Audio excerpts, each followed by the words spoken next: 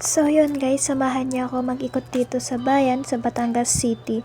So kalalabas ko lang galing school, nag-video kasi kami ng finals namin kasi ipapasa na yun sa July 20 I think. So yun guys, nag-iikot na ako sa bayan kasi ako lang mag-isa guys. Tinamad ako umuwi. Nakakapagod kasi umuwi guys, alam niyo yun.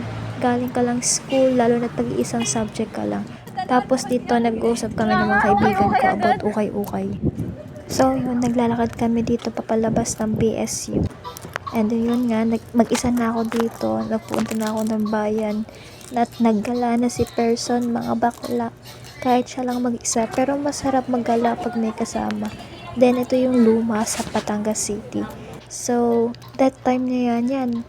Kung saan na akong luparot na punta, guys. Alam mo yun? Kasi mag-isa lang ako. Gusto kong gumala. Tamad umuwi. And that time, di pa nagsisimula ang aming video. So, naisipan ko munang mag-TikTok mga bakla. Tamang pa-cute na lang din sa TikTok hanggat hindi pa nagsisimula ang aming final video. So, hanggang dito na lang guys.